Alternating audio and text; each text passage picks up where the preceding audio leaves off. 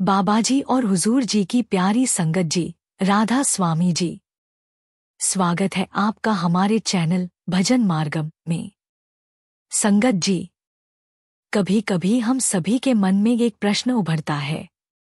जब हम एक सद्गुरु के शरण में आ जाते हैं, नामदान ले लेते हैं, सत्संग सुनते हैं, तो क्या अब भी हमें मंदिर जाना चाहिए, दिया जलाना चाहिए, मूर्ति के सामने सिर झुकाना चाहिए, या फिर अब सिर्फ अंतर में सिमरन और भजन ही काफी है?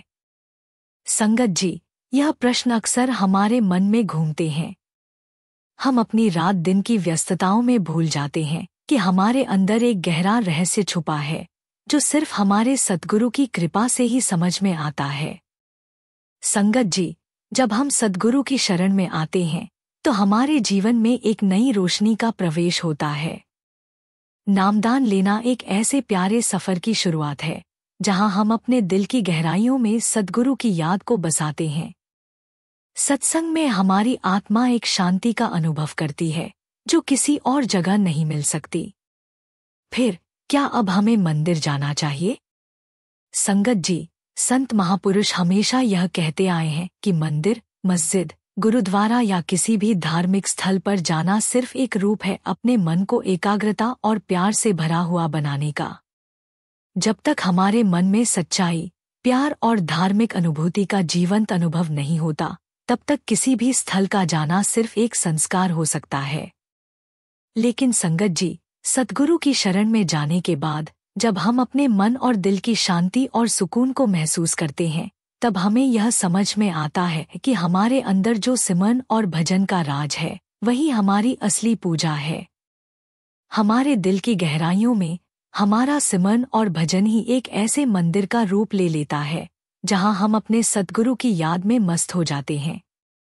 संगत जी, फिर क्या हमें दिया जलाना चाहिए, मूर्ति के सामने सिर झुकाना चाहिए, या फिर सिर्फ अपने अंदर सद्गुरु की याद में रहना ही काफी है? संगत जी, वीडियो को श्रद्धा भाव और तन्मन से अंत तक जरूर सुनें, क्योंकि आज हम इस सवाल का जवाब ढूंढेंगे जिसे लेकर काफी सत्संगी भाई बहन कंफ्यूज रहते हैं। शायद आपको भी आज अपना जवाब मिल जाए। और हाँ, अगर आप हमारे चैनल भजन मार्गम पर नए हैं तो जल्दी से सब्सक्राइब कर लीजिए। संगत जी, किसी भी संत की बात कर लीजिए, क्या कभी किसी ने आकर हमें कहा कि इस तरह की पूजा करें, ये लाभ मिलेगा? नहीं, सबने हमेशा हमें अपने अंदर जाने की बात की है। किसी ने भी यह नहीं कहा कि ग्रहों की शांति के लिए यह करें, दान करें, पूजा करवाएं। बाबाजी अक्सर समझाते हैं कि दान, पुण्य, पूजा पाठ ये सब अच्छे कर्म हैं, इनमें कोई बुराई नहीं है, नहीं वे हमें इन सब चीजों के लिए रोकते हैं। लेकिन वे यह भी कहते हैं कि उद्देश्य को समझो। असली खेल तो हमारे कर्मों का है। यह सच है कि बाहरी दान, पुण्य और शुभ कर्म हमें सुख दे सकते हैं, जैसे बुरे कर्म दुख देते हैं। यह सही है कि अच्छे कर्म सुख देंगे, लेकिन वे हमारे पुराने कर्मों को, हमारे प्रारब्ध को नहीं काट सकते। वे हमारे पिछले कर्मों को नहीं बदल सकते, न ही उन्हें टाल सकते हैं। और उससे भी ज्यादा समझना यह जरूरी है कि यदि हम फटाफट से मंदिर में हाजिरी लगा दें, लेकिन अगर दिल साफ नहीं है, अगर दिल में सच्चाई नहीं है, तो क्या होगा? यह सब तो फिर बाहरी औपचारिकता हो गई, है ना? संगत जी, संत महापुरुष कभी भी केवल एक दिशा नहीं देते। ना तो वे कहते हैं बस भगवान की दया से सब कुछ होगा, और न ही वे कहते हैं सिर्फ अपने बल से तुम सब कुछ कर लोगे। एक सुंदर कहावत है, मौज नहीं तो मेहनत व्यर्थ है, और मेहनत नहीं तो मौज व्यर्थ है। इसलिए संत हमेशा समझाते हैं, आपको मेहनत भी करनी है भजन सिमरन के रूप में, और गुरु की कृपा भी मांगनी है विनम्रता के रूप में। संगत जी, एक छोटा सा बच्चा एक बड़ा पत्थर उठाने की कोशिश कर रहा था। बहुत कोशिश करने के बाद भी पत्थर नहीं हिल रहा था। उसके पिता मुस्कुराते हुए बोले, बेटा, तुमने अपनी सारी ताकत लगा दी? बच्चा बोला, हाँ पापा, पूरी ताकत। पिता बोले, नहीं, अभी तुमने एक ताकत नहीं लगाई, मेरी मदद मांगने की ताकत। ऐसे ही हमारी भजन सिमरन की कोशिश और गुरु की दया मिलकर सफर पूरा करते हैं। बस यह समझना है, एफर्ट और सरेंडर दोनों चाहिए। संगत जी, काफी बार सत्संगियों के मन में यह भ्रम उठता है, हम तो नामदान ले चुके हैं, हम भजन सिमरन करते हैं, तो क्या अब हमें मूर्ति के सामने पूजा करनी चाहिए या नहीं? एक सेवक ने बाबा जी से यह सवाल पूछा। बाबा जी, पहले मैं रोज मंदिर जाता था, माता रानी के सामने दिया जलाता था, हनुमान जी का दर्शन करता था। दिवाली पर भी हम लक्ष्मी पूजा करते थे, तो क्या ये सब छोड़ देना चाहिए? अब जब मैंने नाम ले लिया है, क्या मुझे यह सब छोड़ देना चाहिए? यह सवाल केवल एक व्यक्ति का नहीं था, बल्कि कई लोगों के दिलों में यही सवाल था। बाबाजी ने जवाब दिया, आप जो करना चाहते हैं, बड़ी खुशी से कीजिए। इन सब चीजों का एक उद्देश्य है और वह यह है कि हम प्यार से उस मालिक से जुड़े। बाबाजी ने यह भी कहा कि महापुरुषों ने हमेशा यह समझाया कि हमारे अंदर एक धुन है, वह सच्चा शब्द, उस मालिक की आवाज, जिसे हमें सुनना चाहिए। लेकिन हमने क्या किया? हमने मंदिरों में घंटियां बजवाना शुरू कर दिया, हम बाहरी रूप में पूजा करने लगे। बाबाजी ने समझाया, यह सब प्रतीकात्मक है बेटा, पर असल में सब कुछ हमारे अंदर है। घंटियों की आवाज को हमें अंदर सुनना है, बाहर घंटियां बजाकर कुछ हासिल नहीं होगा। बाबाजी ने कहा, बेटा, असली बात यह है, मन किस भावना से कुछ कर रहा है। जब तक हम अंदर से शुद्ध नहीं हैं, तब तक बाहर कुछ भी करें, मुक्ति नहीं मिलेगी। बाबाजी ने एक उदाहरण दिया। एक व्यक्ति हर रोज मंदिर जाता है, प्रसाद चढ़ाता है, दिया जलाता है, लेकिन अंदर से अहंकारी हो, गुस्से में हो, चुगली करता हो, तो क्या उसकी पूजा सच्ची मानी जा सकती है?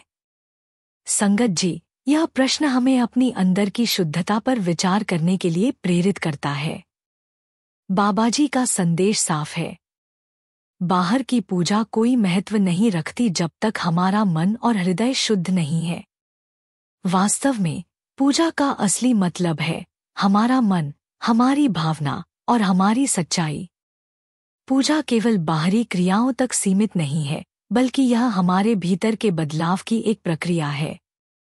संगत जी, बाबाजी समझाते हैं कि यह सही है कि हम इंसानों को एक निराकार से जुड़ने की आदत नहीं होती, क्योंकि इस समय हम शरीर के दायरे में हैं, हमें परमात्मा का असली स्वरूप और पहचान नहीं है। इसलिए हम उसे कभी मूर्तियों में, कभी मंदिरों में और कभी गुरुद्वारों में ढूंढते हैं। परंतु यह समझना जरूरी है कि मालिक हर जगह है। सिर्फ मंदिरों और गुरुद्वारों में उनकी उपस्थिति महसूस करना काफी नहीं है जब तक हम अपने अंदर से उस परमात्मा से नहीं जुड़ते। यह सब बाहरी साधन हो सकते हैं, लेकिन उद्देश्य एक ही है, उस नाम की ताकत से सच्चे शब्द को सुनते हुए मालिक के साथ एक हो जाना। बाबाजी समझाते हैं कि कई लोग अपने भक्ति के सफर की शुरुआत मूर्ति पूजा से करते हैं। हम सोचते हैं कि घर में हवन करवाने से घर में सुख शांति आ जाएगी। यह सच है कि इन चीजों के पीछे कोई तर्क और सिद्धांत होता था, लेकिन क्या केवल हवन करवा देने से घर में शांति स्थापित हो जाएगी, अगर हमारा व्यवहार एक दूसरे के प्रति सही नहीं होगा? क्या सिर्फ बाहरी क्रियाओं से आंतरिक बदलाव संभव है? बाबाजी एक कहानी सुनाते हैं। एक छोटी सी लड़की थी जो रोज अपने घर में कृष्ण जी की छोटी सी मूर्ति के सामने फूल चढ़ाती थी। बचपन में उसे यह लगता था कि मूर्ति के अंदर ही भगवान बैठे हैं। लेकिन जैसे जैसे वह बड़ी हुई, सत्संग सुना, गुरु से मिली, उसे समझ में आया कि भगवान तो हर जगह है और असली संपर्क तो दिल के अंदर से होता है। यह मूर्ति, यह दीपक, यह मंदिर, ये शुरुआत की सीढ़ियां हैं। लेकिन अंत में चढ़ते चढ़ते एक समय आता है जब हम बिना सहारे के ही चल सकते हैं। वही नाम सिमरन का सफर है, जहां हम बिना किसी बाहरी सहारे के अपने अंदर से परमात्मा के साथ जुड़ते हैं। बाबाजी का यह संदेश है कि बाहरी पूजा एक प्रारंभिक साधना है, लेकिन असली भक्ति तो तब शुरू होती है जब हम अपने मन और हृदय से परमात्मा से जुड़ने की यात्रा शुरू करते हैं। जब हम भीतर से शुद्ध होते हैं और सच्चे शब्द को सुनने की क्षमता विकसित करते हैं, तो हमें समझ में आता है कि पूजा केवल एक बाहरी कर्म नहीं, बल्कि एक आंतरिक अनुभव है। पूजा के हर रूप का उद्देश्य हमें परमात्मा के प्रति अपने प्रेम और भक्ति की भावना को सशक्त करना है, ताकि हम एक दिन उस प्रेम और शांति को अपने भीतर महसूस कर सकें। संगत जी, इसी को समझाते हुए बाबा जी कहते हैं कि हम अक्सर यह सुनते हैं कि मीराबाई भी गिरधर गोपाल की मूर्ति से प्रेम करती थी, लेकिन असल में क्या हम यह जान पाए हैं कि वह कृष्ण से क्या प्यार करती थी? क्या वह मूर्ति के रूप में कृष्ण से जुड़ी थी, या फिर वह उस दिव्य धुन से, उस सच्चे शब्द से और उस अनहद नाद से जुड़ी थी जो उनके भीतर बज रहा था? मीराबाई का प्रेम केवल एक बाहरी पूजा या मूर्ति तक सीमित नहीं था, बल्कि वह उस कृष्ण के प्रेम में बसी हुई थी जो हर प्राणी के भीतर व्याप्त है। मीरा ने महसूस किया था कि वही ध्वनि, वही शब्द, वही अनहद नाद जो हमारे अंदर बज रहा है, वही भगवान के वास्तविक स्वरूप से जुड़ने का रास्ता है। संगत जी, जब मीराबाई गिरधर गोपाल की मूर्ति के सामने भक्ति में लीन होती थी, तो वह केवल मूर्ति में भगवान को नहीं देखती थी, बल्कि वह अपने अंदर उस दिव्य ध्वनि को सुनती थी जो उनके हृदय में गूंज रही थी। उन्हें अंदर से घंटियां, शंख और कृष्ण की मधुर बांसुरी की आवाजें सुनाई देती थी। यह सब कुछ उनके भीतर हो रहा था। वह भक्ति का संबंध सिर्फ बाहरी रूपों से नहीं, बल्कि भीतर के अनुभव से था। संगत जी, जब मीरा ने सच्चे प्रेम के साथ भगवान से जुड़ने की शुरुआत की, तो वही भगवान, वही कृष्ण जो उनके हृदय में बस रहे थे, उन्होंने स्वयं उनके सामने साक्षात्कार दिया। यह साक्षात्कार कोई बाहरी आस्था या प्रार्थना नहीं थी, बल्कि वह एक गहरी आंतरिक अनुभूति थी। मीरा का प्रेम और उनका अनुभव हमें यह समझाता है कि असली भक्ति वही है जो हमारे भीतर के आंतरिक अनुभवों और ध्वनियों से जुड़ी हो। बाहरी रूपों से परे, जब हम अपने भीतर की दिव्यता को महसूस करने लगते हैं, तब हम भगवान के वास्तविक स्वरूप से जुड़ने में सफल होते हैं। यह वही दिव्य अनुभूति है जो हमें सही मार्ग पर चलने और अपने भीतर के भगवान से मिलाने की क्षमता प्रदान करती है। मीराबाई का प्रेम एक उदाहरण है कि जब हम अंदर से शुद्ध होते हैं, तब हमें भगवान का साक्षात्कार होता है, और वही साक्षात्कार हमारी आंतरिक यात्रा का सबसे महत्वपूर्ण हिस्सा बनता है। बाबाजी का कहना है कि मिट्टी से बनी मूर्ति से ज्यादा जरूरी है मिट्टी से बनी इस शरीर के अंदर की मिट्टी को साफ करना। यहाँ पर मिट्टी से उनका तात्पर्य है अहंकार, ईर्ष्या, लोभ, काम और क्रोध जैसी नकारात्मक प्रवृत्तियों से। जब तक हम इन नकारात्मक गुणों को अपने भीतर से नहीं निकालते, तब तक हमारी साधना अधूरी रहती है। बाबाजी के अनुसार मंदिर बनाना गलत नहीं है, परंतु सबसे जरूरी यह है कि हम अपने भीतर का मंदिर तैयार करें, जहां सत्य, प्रेम और शुद्धता का वास हो। उनका कहना है कि यह शरीर ही हमारा असली मंदिर है, और हम जो भी क्रियाएं करते हैं, उनका उद्देश्य इस शरीर के भीतर की नकारात्मकताओं को हटाना और अपने आत्मा को शुद्ध करना होना चाहिए। बाबाजी का कहना है कि दिया जलाना गलत नहीं है, परंतु सबसे महत्वपूर्ण यह है कि हम अपने अंदर प्रेम का दिया जलाएं। जब हम अपने भीतर प्रेम, शांति और सहानुभूति की ज्योति जलाते हैं, तब हम असली पूजा करते हैं। यही दिव्यता है जो हमें ईश्वर के साथ जुड़ने में मदद करती है। साथ ही पुष्प चढ़ाना भी गलत नहीं है, लेकिन सबसे जरूरी यह है कि हम अपने विचारों में पवित्रता का पुष्प लाएं। जब हमारे विचार शुद्ध और पवित्र होते हैं, तो हमारी साधना की असली ताकत प्रकट होती है। संगत जी, असली पूजा उस भावना की है जो तुम्हारे भीतर है, और यही पूजा सबसे महत्वपूर्ण है। जब हम अपने भीतर की बुराइयों से लड़कर सकारात्मकता और प्रेम को बढ़ावा देते हैं, तब हम असली साधना की ओर अग्रसर होते हैं। यह साधना केवल बाहरी पूजा तक सीमित नहीं है, बल्कि यह एक आंतरिक प्रक्रिया है जो हमें आत्मज्ञान और आत्म साक्षात्कार की ओर ले जाती है। बाबाजी के इन शब्दों का उद्देश्य हमें यह समझाना है कि हम जो कुछ भी बाहरी रूप से करते हैं, उसका सबसे महत्वपूर्ण उद्देश्य हमारे अंदर की बुराइयों को मिटाकर अपने अंदर की सच्चाई और दिव्यता को जगाना है। संगत जी, बाबाजी ने हमेशा यह समझाया है कि मूर्ति, तस्वीर, मंदिर और अन्य बाहरी साधन सिर्फ माध्यम हैं, असली साधना तो हमारे भीतर ही होनी चाहिए। बाहरी कार्य जैसे पूजा अर्चना, दीप जलाना और मंदिर में जाना, ये सब अच्छे कर्म हैं, लेकिन यदि इन कर्मों को करते हुए हमारा मन द्वेष, ईर्ष्या, घमंड और नफरत से भरा हुआ है, तो हमारी साधना अधूरी रहेगी। यह बाहरी कर्म तभी सही मायने में फलदायी होते हैं जब हम इनका उद्देश्य समझकर उन्हें करते हैं और हम यह समझ पाते हैं कि इन कार्यों का असली उद्देश्य हमें अपने अंदर की नकारात्मकता को हटाकर अपनी आत्मा को शुद्ध करना है। बाबाजी का कहना है कि असली परिवर्तन बाहर से नहीं, बल्कि भीतर से आना चाहिए। जब तक हम अपने अंदर से अपने ईगो और नकारात्मक भावनाओं को समाप्त नहीं करेंगे, तब तक हमारी साधना कभी भी संपूर्ण नहीं हो सकती। सच्चा परिवर्तन तभी होगा जब हम अपने दिल से अपने मालिक यानी परमात्मा से जुड़ेंगे। जब हम भीतर से प्रेम, करुणा और शांति की भावना को जगाते हैं, तब हम असली साधना की ओर अग्रसर होते हैं। यह परिवर्तन तब होगा जब हम अपने भीतर की बुराइयों को पहचानेंगे और उन्हें दूर करने की पूरी कोशिश करेंगे। इसलिए संगत जी, बाबाजी का यह संदेश है कि साधना सिर्फ बाहरी कर्मों तक सीमित नहीं होनी चाहिए। हमें अपनी आंतरिक स्थिति पर भी ध्यान देना चाहिए। यदि हम बाहर से अच्छे कर्म करते हैं, लेकिन हमारे भीतर द्वारपाल की तरह अहंकार और नफरत बैठी रहती है, तो हम सिर्फ बाहरी दिखावे में फंसे रहेंगे। असली साधना और परिवर्तन तब आता है जब हम भीतर से बदलते हैं और अपनी सच्ची भावनाओं, इरादों और विचारों को शुद्ध करते हैं। यही वह असली रास्ता है जो हमें परमात्मा के निकट ले जाता है। बाबाजी और अन्य संतों ने हमेशा यह समझाया है कि पूजा और साधना का असली उद्देश्य केवल बाहरी कर्मों तक सीमित नहीं है, बल्कि इसका गहरा संबंध हमारे आचार विचार और व्यवहार से है।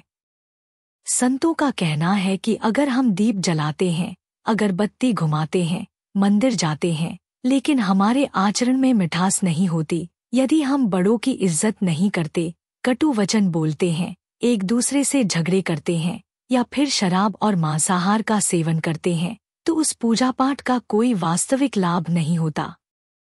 संगत जी, इसका कारण यह है कि पूजा केवल कर्मकांड बनकर रह जाती है, जबकि असली साधना है हमारे व्यवहार और विचारों को शुद्ध करना। पूजा और धार्मिक कार्य तभी सार्थक होते हैं जब हम उन्हें शुद्ध भावनाओं और निष्ठा के साथ करते हैं और जब हमारा जीवन और व्यवहार उन शिक्षाओं के अनुरूप होता है जो हम धार्मिक ग्रंथों और संतों से सीखते हैं। यदि हमारे मन में द्वेष, घमंड, नफरत या घृणा की भावना हो, तो चाहे हम कितने ही पूजा पाठ करें, उनका कोई वास्तविक असर नहीं होगा। संगत जी, संतों ने यह भी बताया कि असली साधना हमें अपनी मानसिकता और आंतरिक शुद्धता पर ध्यान केंद्रित करने को प्रेरित करती है। इसका अर्थ यह है कि यदि हम अपने जीवन में दया, प्रेम, करुणा और सम्मान की भावनाओं को प्रकट नहीं करते, तो हमारा पूजा करना सिर्फ बाहरी रूप में एक दिखावा बनकर रह जाता है। असली साधना यह है कि हम अपने अंदर की नकारात्मक भावनाओं को छोड़कर एक सच्चे और पवित्र जीवन की ओर अग्रसर हों, जो न केवल हमें आंतरिक शांति देगा, बल्कि समाज और संसार के प्रति हमारे कर्तव्यों को भी पूरा करेगा। यही संतों की गहरी बातें हैं, जो हमें दिखाती हैं कि पूजा केवल आंतरिक और बाहरी शुद्धता के माध्यम से ही सार्थक होती है। बाबाजी का गहरा संदेश आत्मा की शुद्धता पर केंद्रित है और उन्होंने बार बार यह बताया है कि आत्मा की शुद्धि केवल बाहरी कर्मकांडों से नहीं हो सकती, बल्कि इसके लिए हमें सच्चे नाम से जुड़ना जरूरी है। वे कहते हैं, हमारी आत्मा एक बर्तन है जिस पर जन्मों जन्मों की मैल जमी हुई है। यह मैल तब तक नहीं धुल सकती जब तक हम सच्चे नाम में लीन नहीं होते। नाम सिमरन के माध्यम से जैसे जैसे हम उस दिव्य धुन में लीन होते जाते हैं, धीरे धीरे हमारी आत्मा की मैल धुलने लगती है और हमारी आत्मा इतना शुद्ध हो जाती है कि वह परमात्मा की कृपा से खुद को भरने के योग्य हो जाती है।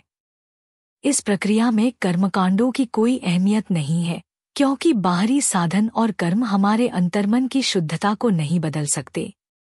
असली परिवर्तन तब होता है जब हम भीतर से जुड़ते हैं और अपने मन, वचन और क्रिया को शुद्ध करते हैं। यही असली साधना है और इसे ध्यान में रखते हुए हमें जीवन में सच्चे प्रेम और भक्ति को अपनाना चाहिए।